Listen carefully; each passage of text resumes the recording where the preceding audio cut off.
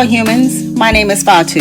Thank you for joining me on this next episode of This Could Be a Book podcast, where I read from my personal journals for public consumption for us to have honest, open, and hard conversations to heal traumas and to build a positive, well-rounded tribe on this ghetto-ass planet. Enjoy. Hi, humans. My name is Fatu. And I'm Dana. Welcome to this next installment of This Could Be a Book podcast, where we talk about healing traumas through different avenues, as long as you heal them and heal them in a healthy way. We discuss how we heal them and just getting better, y'all. Today we are on our rooftop. It looks really smoggy, but it's foggy because, of course, Houston in this bipolar ass weather was cold one day, hot as hell yesterday, and today is a combination of both because it's probably gonna get cold again. What you think? I agree. Talking shit about the weather is fun. But today's topic, chosen by Dana again, which, well, go ahead, tell them what the topic is, and I'll say where we're going from. Healing trauma through sports. I've been itching for this ever since you said that, because I did not realize at the time that I actually used sports as an outlet to get away from shit that was happening at home. What I have not said, I may have said to you before, I know I think about it a lot. When people ask me about sports, I get geeked about sports. I thought about yesterday while we were watching basketball, and I said, hold on a second, let me keep watching. I thought about how when I started high school, there wasn't a time of the year where I wasn't playing sports. And it was an outlet to get me out of the house. Part of that is because, you know, of course, I was still going through getting my ass beat at that time. You know, you're getting older. And not even my mom knows that I heard a conversation that they had that he asked her to start whipping me without clothes on. And, which is very disgusting in itself. But I hit the ground running. So I played volleyball. I played softball, I ran track, I played basketball, and then I was on our little dance team or whatever for a hot second. I was a cheerleader. So I always enjoyed sports. I like to watch them, but I played them because it helped me to get away and escape from something that was already hellish becoming even more hellish. So you used sports in school as a way to get away from the trauma that you were experiencing at home, so that you wouldn't have to be home that often and for such long periods of times, because there was always practice, indoor game, and then, you know, with that comes friendships and bonds, which create sleepovers and trips. Which I never did any of that. Okay, that's what I was going to ask. It creates sleepovers and day trips and vacations. Were you able to enjoy any of that? And your answer is no. No. Okay. And when I think about it, it had such a domino effect because I never really got close to anyone, and for that reason, because of course you don't want anyone to find out what's going on in your home, and you don't want to invite anyone over, because just because someone is there doesn't mean in your mind you think the shit is still going to happen, or it's going to be worse because they can't do it because a witness is there or whatever, whatnot. So when I think about it, even in my day-to-day making friends now, when people start to get to a certain area of closeness, I move. And it's crazy because I don't have those traumas now. But when you don't know how to keep that connection going, if it's not a real thing, it's like I'm used to not having friends, so fuck it, I just won't have friends. I'm cool with me. You know, I always say that I probably would have always been a loner, but that made me even more. So it made me really be okay with me just being with me. But even like when I think about the bonds that I could have formed and kept when I was playing on these different sports teams, we were watching something and I said, oh, that was from, it was the article about the grandmother killing the baby or something about why she was playing piano, and it was in the Sacramento Bee. And it was in Shasta, and I told you, oh, we had a basketball. I played basketball there. So it was, that whole moment solidified in my brain. So we had this big tournament where we went to Shasta and we stayed with the family. And we stayed there for like a week, went to school with them and everything, like tournament style. And I think it was like Thursday, Friday, Saturday or something crazy like that. And the family that I stayed with, what was really nice. They were, and it was me, and I forgot which one of my teammates stayed with me. But I remember the first time that I really listened to Luther Vandross was on the trip there. TT Gunga had some tapes, I think it was, and then tapes, y'all. Yes, I'm old. Anyway, so I remember listening to, I think it was like the best of Luther Vandross or something like that, and hearing some of his songs for the first time, even though there were other ones that were already my favorites. And so listening that from Sacramento to Shasta, is when I really knew what love was, to hear it in a song, to feel it. And know that I probably would never get to know what that felt like. These are like the thoughts that I think of. Staying at the family's house, I remember that the dad made us chocolate chip pancakes, and I thought they were the bomb. I was like, chocolate and pancakes? I mean, that's just love. She was really nice, and we were pen pals for a while. Like we started to get, because back then you don't really talk on the phone and all that. You write letters. And when I could tell that we were becoming really friends, I stopped writing. I remember that was the first time that I wore tampons, and I never went back to pads after that. My mom wouldn't let me wear pads tampons, because that means that you would have had sex already, or you loosened. I don't know what the shit was. I hated. First of all, I hated periods, but. And then I heard Love Shack for the first time and fell fucking in love with that song. And then on the way back, I listened to Luther Vandross again. But I remember that was a really good tournament. And I don't remember if we, as far as basketball, if we won or lost that tournament. But I remember things that could have made really good memories and was impactful was that little moment. And it's funny how at 1,000 years old now, I still see things that remind me, and don't just remind me, I can actually envision some of the activities still, and smell some of the smells, and all of that comes rushing back. And that was a very happy moment in my life, because I was away from home. Sports. You had some peace. Yeah. You were able to experience. Able to experience peace, true peace for the first time. Well, not the first time, but one of many times. But because of sports. Yeah.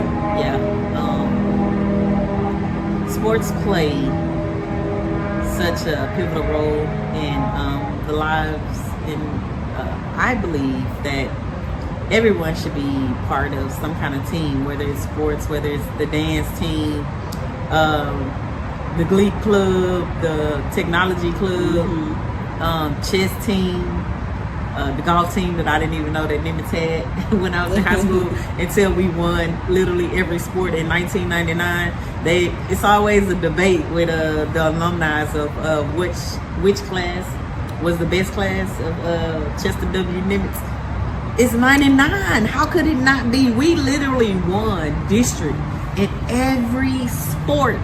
But I that don't we think played. that people go by sports. People go by just the class in total. Because we argue Man, do within you our, not our, know our who high school, graduated from even Nimitz high in school, class of 1999? 92 was the best.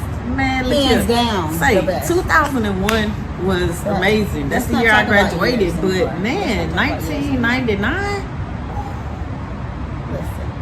man, they had some awesome people. And then what's crazy is that, you know how when we were talking about, you know, your favorite athlete, and I think that they're great people. The athletes that came out of Nimitz in 1999 are some freaking incredible human beings. They are so kind and generous, and they care about humanity and like philanthropy and all of that kind of stuff. Like, they're just great humans outside of being amazing This athletes. is from Greens Point. Yeah, Greens Point. You had Greens Point, You think Acres the Home. area dictated that? But listen, you had Greens Point, Acres Home, Kinswick. Never heard of it.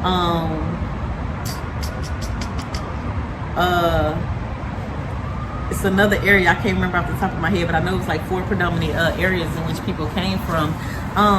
But I think a lot of us, it was our ability to thrive despite our circumstances. But also, this is what I wanted to ask you about next. What characteristics about yourself or qualities about yourself did you gain by being on a team that assisted you with enduring through the hard times of your life when you were experiencing trauma? Toughness and social, because I wasn't really social.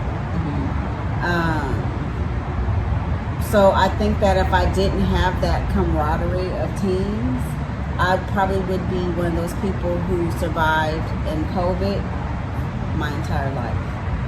I just would have probably went to school because I was smart, so I would have gotten good grades. Would have went to college, probably lived at home until I can afford to move out, and I would be in my apartment and probably just be there. That's to me, that's major, because I'm able to move about in the world. That's why you know, sometimes I can be in the house for long periods of time and not step foot outside and be perfectly Just fine. okay. And be okay. But you know, but also the sheer grit of putting my feet down, because I didn't want to be I didn't want to be subpar. I still wanted to be great because I'm great, you know? And so it made me work hard and realize also that not all men are horrible. Yeah. Because, you know, having coaches that were men, that were great men, you know, that were uplifting, and it wasn't a constant. But for a while, I felt like if they weren't hard on me and like they weren't talking shit to me, that means that they didn't care. And that's kind of horrible in the sense of that would have spilled over into relationships. Like, if you don't beat on me, then you don't care on me, care about me. So it kind of opened me to realize that not all men, you know, were like that, and there were men that could be loving, and you know, a hug is just a hug; it doesn't turn into anything else, and things of that nature. Well, a lot of people say how sports saved them, you know, and save their lives, their mental. Working out is the best thing when you are depressed. When you start working out, and people don't think that working out is a sport, but that shit is, because you can compete. Even if you're competing with not being here anymore, which is the toughest competition ever sometimes. For me, I believe sports was a covering agent for me. What do you mean? Because again, I began to live my truth of homosexuality when I was in high school. And I'm pretty sure my coaches knew. Coach Harriet Williams, Coach Brown, Coach David Jackson, Coach Nash definitely knew. I can't remember his name. JV basketball coach.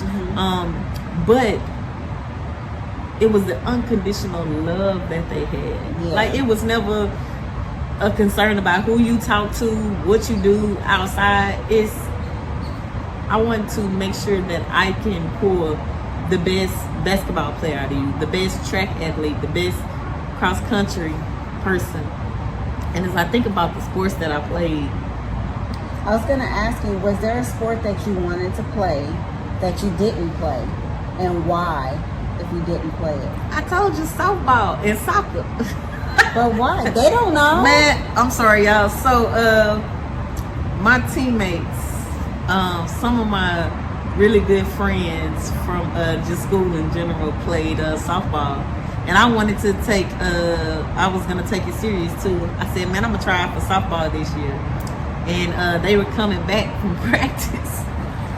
Somebody had a black eye. I'm talking about black, the whole, like this was black. And I'm like, God, dog, what happened, man? They said, from practice. I said, hold on, you got hit in the eye like that in practice? That shit like your probably- own teammate gave you that? Yeah, I ain't going. I'm not doing it. Hold on, let me tell you about soccer. Oh, yeah. Right. So we went to the old M.O. Campbell building. Shout out to everybody that's playing a part in the reconstruction of M.O. Campbell building. But when it was the old M.O. Campbell, we used to go there and run the stairs, the bleachers. So as we were running the bleachers, there was a soccer game practice going on the field, and somebody got kicked in the shin, and it broke their leg in half. And no, I'm done. After like that. I mean, you could see the bone. It probably, I'm being dramatic because I was probably a kid, but yeah, you can see the bone and everything. No, there's nothing dramatic and about I was that. like, yeah, don't want to do that either. No. But then I thought about soccer. They run probably more than what we run at cross country practice. Yeah. And I hated the fact that we ran like 5-10 miles to run 2 miles during the track meet, the cross country meeting. So I was just like, yeah, all that extra running, I could probably do it, but yeah, no. And I had a love-hate relationship with cross country. I really did. I hated every minute of practice. And then I just never forget my first cross country meet. They shot the gun, and I'm jogging. Them people was gone. Yeah. I'm running hard for that amount of I said, time. hold on, man. You ain't supposed to start off like this, right? You just supposed to just be able to endure. So why you running them out. I had to catch up first. This burns you out even more. It didn't burn me out, because I didn't, like real. You exerted more energy. Yeah, I did, but I had to catch up, and then when I caught up, I think I would have got a better place than what I got, even though I did really good for my first cross country meet. I would have definitely done better had I started the race like everybody else, but of course I didn't know. I thought it was like, man, cross country. Let's see, because my teammates and my coach, my coach, Coach Preston, always trying to tell me I can't do something. And that's just his effort to get me to do it. And then shout out to Asia and Iris. They were like, man, come on, run with us. They know we can make it to district, and we can make it to state if you run with us. And I was like, okay, cool. So I ran with them. So I really enjoyed getting to know Asia differently through cross country than when we did track. And Iris, man, that girl right there. So she is from Bosnia. Iris used to just be cussing in front of them coaches just to be cussing. In English? I mean, she spoke English with her accent though, but it was definitely clear English. But it should just be hilarious. You be like, that's what we got to do at practice. Why you mad? Because nobody wants to see that shit. She's smiling the whole time that she cussing. Like, she not angry. Oh, so she not had already upset. mastered the part of telling you fuck you with a smile. I'm done. Oh my God, you talking about being an amazing person. But, I got to know this amazing person by playing sports. And, you say that you learned grit and determination. Like, I learned humbleness. I learned caring, sharing. Sharing is caring. Yeah, I learned perseverance. I definitely learned to fight through pain.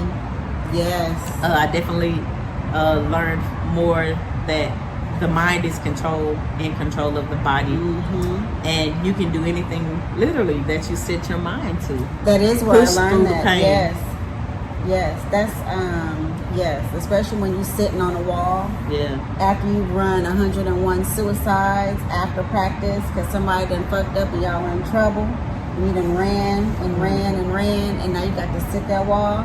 Definitely, you go into your mind because your body is like, I can't take it no more. Yeah, can't do it. They cross. There was this one exercise. Before you get into that, because I'll forget. I want to know, would you play competitive? Like they have softball teams around town. Would you play now? No. Because you're scared? No, I wouldn't play because I'm scared. I would play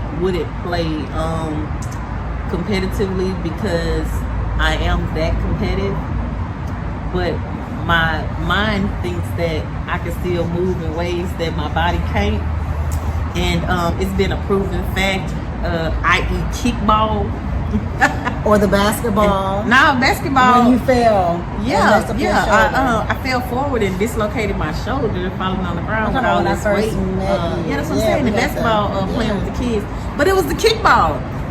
They just kicked the ball and I was just running to catch the ball. And I ended up popping something and then I got a hop and all the kids running. What's wrong, Miss Jenkins? What's wrong? And I can't even explain except for to say, I'm old. This is why this has happened, because I am old. What I was going to ask you was, during the sports that you did in school, what is one exercise that you literally hated doing, but it was great for you? First, let me tell y'all, thank y'all for tuning in. Tuning into this episode of This Could Be a Book podcast. Please follow me on Instagram, TikTok, Facebook, and of course here on YouTube at THIZCUDBABOOK. This could be a book. This Could Be a Book podcast. Thank y'all. The one exercise, running the pool. Now I like running in the pool. Okay, it was first hard. Of all, oh my god! But I hated being. Y'all cannot swim. Hold on. And I'm not really a fan of being in the pool, but it is the best. Yes, but it's the best exercise fucking ever. So I enjoyed it because I knew after we did our workout we had to free swim. Oh yeah, no. Side note: do not jump in the pool with Cheryl Swoop tennis shoes on. Well, why are you jumping in the pool with shoes on first anyway? This how much of a Cheryl Swoops fan I was. So when she came out with her first tennis shoe, they didn't have any in Houston. They were in Lovelady, Lubbock, some with an L.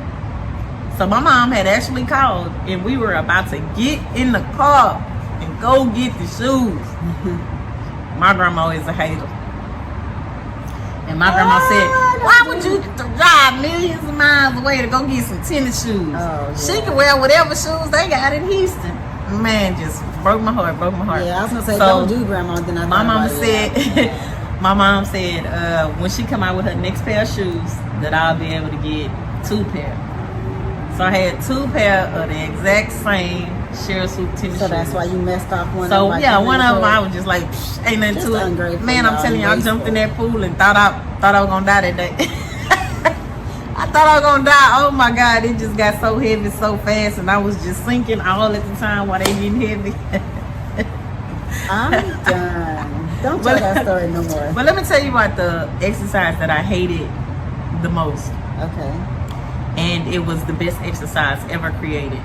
And it's probably one of the most cheapest exercise because our coaches placed tires at 100, 50, 200, 50. No. Yeah. Hold on. Okay, so you run 100, come back 50, run another 100, come back 50. But you had to hurry up and run before they blew the whistle. And then go back 50 before they blew the whistle. Man, if you don't make it there before they blow the whistle, you got to run there and then run the way you're going and then come back. Oh, no. Now, you had to do it until you made a full circle. I'm still running there. Man, I'm trying to tell you. So, Shit. this is the only exercise we did that day. It was always on a Monday, every other Monday, I believe. And we did it twice. We had to do it twice. This exercise was so interesting that we had at least, I think it was like a 30 or an hour break in between the two times that we had to do it. Because that's how crazy the exercise was. That's a lot on your body. What was the? Do you remember the time frame? Heck, no, I don't remember no time. We ain't had no time. It was just getting done. No, I'm talking about the time between you had to run between. Did they say it's going to be like you have 30 seconds or 10 seconds? I can't remember that. All I know is that you ran until they blew the whistle. Yeah. So my goal was just to get to where I need to be so that I can walk back before they blew the whistle. Because if you're not there, you got to run. So I need all my little walk time. Did you? But it definitely made me a better runner. Did your basketball coach time your suicides? There probably was times that she timed our think it was suicides. like 30 seconds. But you got to keep in mind, I had Coach Williams. And then I had his last name started with an S, but I can't remember his name. He was our JV coach, and then it was Coach Jackson. There probably was a time that our suicides were timed, but so 25 seconds. Coach Jackson had this, and I have no idea where it comes from. I'll just say incredible idea. It was called Earn the Right to Win. So we had to do a variation of different basketball skills in order to make the team. And so you didn't even get practice clothes until you did all of these things. And I want to say it was my junior year. Maybe my sophomore, but I think it was my junior year where my time was so fast in completing the mile that she changed it for everybody. So if you were a guard on varsity, you had to run within a certain time. If you were a post player on varsity, you had to. Locker rooms.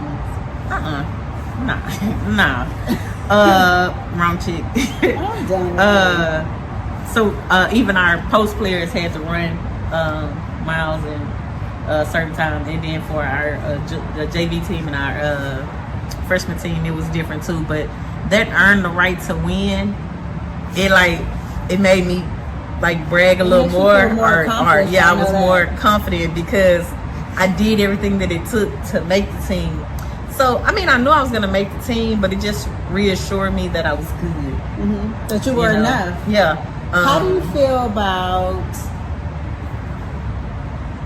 the new thing? I don't know what grade it starts, and I never heard of it until recent years of seeing posts that they have that everybody who comes makes the team, and then everybody there are no winners and no winners or losers. Everybody gets a trophy.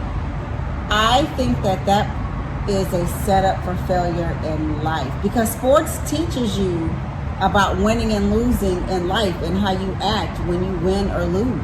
Yeah, it teaches you the basic social skill of winning and with being humility. A good sport. Yeah, no matter what side of the category you're on. And I feel like when anybody that comes makes a team, and I'm not talking about little kids, but I'm talking about little kids. You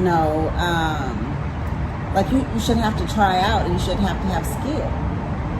And part of that is me being competitive, but I also feel like what is the way to show kids that you have to work hard and try hard for things that you want, even in the sports era of life, if anybody that walks onto the field makes the team? And then it doesn't really matter. So I'm gonna go out here and I'm gonna play hard for what? Because it don't matter at the end of the season. Just because we showed up and we played, we're going to get a trophy.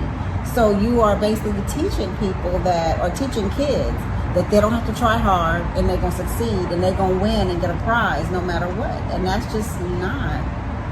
For one, I think that the participation ribbon should be in the same gutter as the No Child Left Behind law. Yeah, that's horrible. I believe that children should learn that despite your hard work and good intentions, that it's still possible for you to fail. Mm-hmm. So yeah, you tried hard, but your hard and your good wasn't good enough to make the team. Just like Michael Jordan, you know, he old in a lot of kids' minds, and so you know they look at LeBron James, but you know Michael Jordan didn't make his high school team, so he ain't soak. He went home and practiced harder. Yeah, and that's the motto that he lived by. That's where that grit comes from. You know what I'm saying? I think that we all have to experience that humility. I remember, man, Jackson pulling me in and then like say, you need to chill out, because that you think that you are, you ain't. So settle down and let me teach you some things. Because see, you acting like you can't be taught, and so that's what we need too. But to just keep it a buck, man, I had some old school coaches. You was gonna be some MFers and some other cuss words and some I don't know who you think you are. Don't play with me. This is my team. I've been jacked up. Over there. Get your ass on this bench. I've been talked too crazy. But you know, I'm a different kind of person too, because I love those kind of things. I take them on as a challenge. Don't tell me I can't do something. Don't talk to me crazy. Don't be rude to me. And so it wasn't them being rude. It was genius because they knew the type of person I was, and they knew how to pull the best out of me. You know, I feel like at times when we're seeing these viral videos of parents saying, oh, this coach cussed my kid out and this coach talked to my kid crazy. Yeah, I do understand that there's a thin line when it comes to respect and how we treat people. But I do feel that athletics is way more sensitive. But then again, I feel like the world is way more sensitive now than it was. I'm just like, ma'am, you crying about that? Like, that hurt your child feelings? Yeah. They couldn't have played on the teams I played on when I was growing up. They wouldn't have survived. And half of the time, it wasn't even the coaches that was giving you the truth. It was your teammates. It was the people that because you know, I'm from the era that you mess up on our team stuff. You learn to get your ass jumped in the locker room. Maybe not to that degree, and it may not be physically, but everybody is mad at you. You know, because you ain't pull your weight. Yeah. So. And it makes you want to go harder. You know, sometimes sports teaches you about life, and if you have a coach that pours into you, man, that's just fucking everything. Yeah, and it taught us social skills without telling us that it was social skills, because one, we had to learn how to attend an assembly. We had to learn how to win humbly and to have pride in losing. And not just that, some teams, some coaches make you dress up on game day. Yeah. So you know how important it is to look your best, to feel your best, to be your best, to play your best. Yeah, we did that too. You know, it's just so many life skills that you learn that I would not have, honestly, if I did not play sports. Social skill of following instructions, staying on task, managing frustrations, ignoring distractions. You gotta learn plays and know them hoes. Yeah, that's what, you know, I try to say all the time. Like, you know, your talent is cool, but there are other things that you need to know. Like, you have to be good in school, because a lot of these things aren't just your athleticism anymore. Like, you need to so one thing that a lot of people think about LeBron James, they think about Kobe, and they think about a lot of other athletes, is that they call them basketball savants. They are intellectually intelligent in the area of basketball, where everybody should be, where the defense is gonna be. But you gotta be able to read. Yeah. You know, you gotta be able to comprehend. And so a lot of kids think my talent is just gonna take me out. And think on your feet. Yeah. Because you can execute the fuck out of the play, but you don't know what that team's defense is going to be like. So you may need to cut in where you were supposed to cut out, and the other person on your team needs to be aware of that as well. So it teaches you how to move through life. Life is not going to always be on an even keel, so you got to be able to go up or down or move around to get to where you need to be. It all comes back to a life skill. Yeah, and it's teaching you how to fall and get back up again. It's teaching you how to accept criticism. Yes. Honest and hard criticism. Yeah. Because your coach may tell you, keep up the good work, next time try this, that, and the other. But your teammates is gonna be like, bitch, why the fuck didn't you do?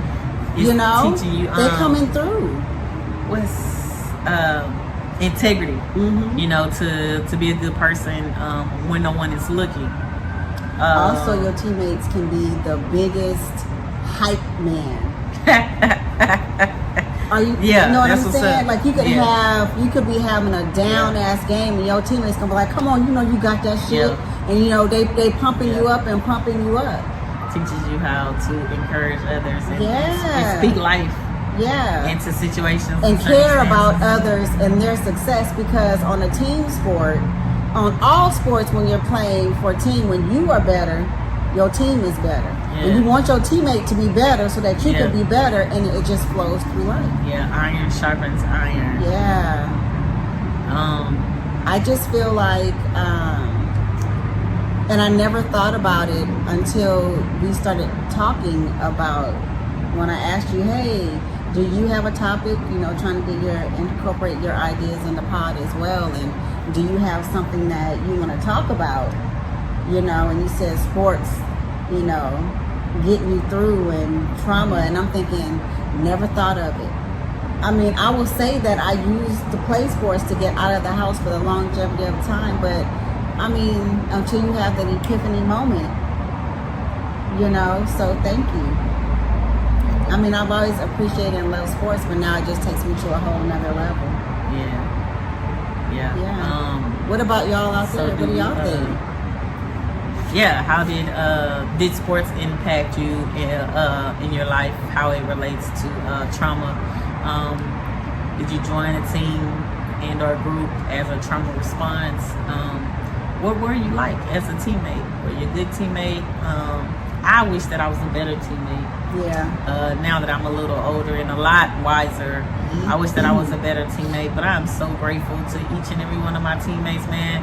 We still stay in contact with each other every now and again, and I'm still looking at social media to see how they doing, and I'm grateful for how they blossomed in this life and took advantage of the opportunities that they were given. And like I said, like all of the people that I was teammates with, they're great people.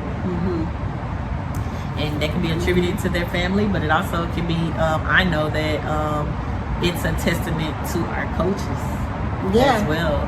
We had some coaches, like we were talking about on the other show, and we were answering the question, that literally loved the hell out of us, because again, they had us during some of the most challenging times of our lives. Those teenage we didn't know years, who the fuck we are, and we were trying to figure it out, and we were like so rebellious. rebellious and hard-headed. Man, they loved us through in our invincible moments. And especially Coach Debbie Jackson, she loves on us now. We were on the team 99, 1986 or something like that, and she still reach out to us every now and again now, and we're 40, 50, 60 years old. Because you have to realize also that we are their lifeline. It teaches you become. I coach one of Sharif's basketball teams, and it does something when you coach a sport that you love, even on the most, this is just an organized kids basketball, right? Or softball or whatever it is. It takes you back to those moments, and not only do you get to relive your times, but it's almost like it adds years of your life. It's happiness. Then you get to touch other kids, and not touching like that. And we want no Hester or child, the Chester molesters. Ain't nobody teach that crazy girl.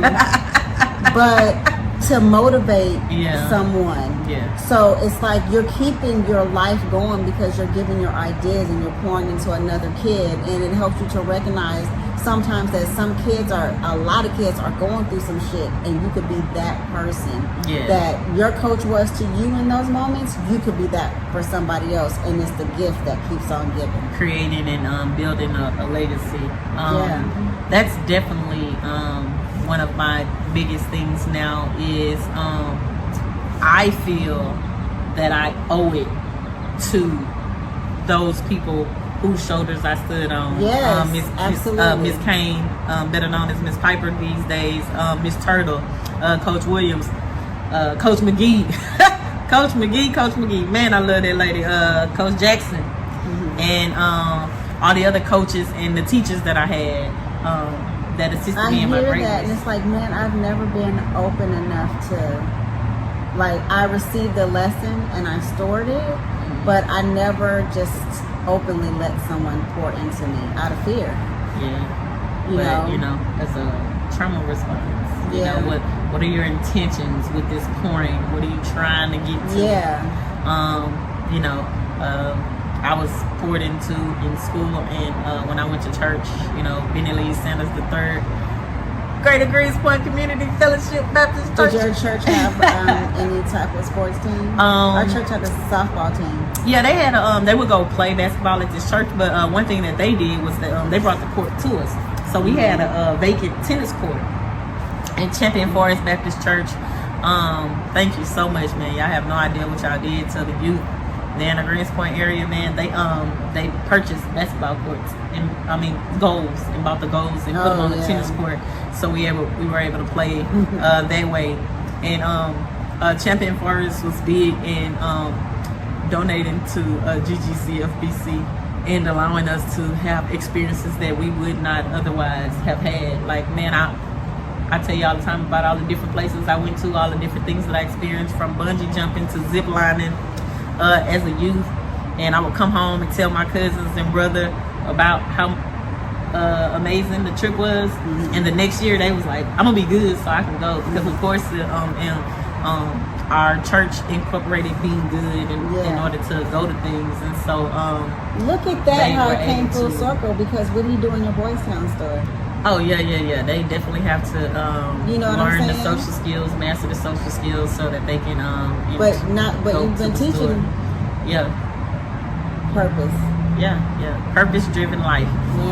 That's one thing. Miss B, I always had a book about the purpose-driven life, and I thought it was so interesting. And I would say, like, not even knowing it, but I was speaking it into existence. Like, isn't it have a purpose? I don't know. Okay, but look, it's getting clearer. No, see the fog going on. No. I'm feeling raindrops. Oh yeah. You're feeling raindrops. I start to see them on my glasses. Don't do that. Thank you guys for tuning into this. That's your way to cut me out. It's not really, because I really had another point, but it is raining. We wanted to film on the rooftop, even though we know it would have the noise in the background, so hopefully y'all can hear us clearly. But it was so beautiful yesterday that I literally said, let's start going back to the rooftop where it's really nice. And you can see that everything is lifting, and you can see downtown Houston in our background. We promise that we'll pod here more often in the near future, especially because spring is here, and so summer pretty. Is right down the street. Peaceful. So yeah, absolutely. That's what's up. But I don't want to get rained on. But for health and safety reasons, as a caution, we are going to end this podcast. Yes, and thank y'all for tuning in to This Could Be a Book podcast. Please follow on, again, Instagram, TikTok, YouTube, Facebook. Tune in, tell your friends to tune in if y'all want to be a guest. I'm just figuring out, because I'm old as shit, and I'm just figuring out how to get people to be on. And I would love to be a guest on my podcast, and I would love to talk to random people, because that is my new little thing in life, is to put myself out there and reach out and kind of build my tribe. Not that we have to be friends, but just to get to know people, because you never know who is in the position to boost you forward and pull you up from dark places. And it is.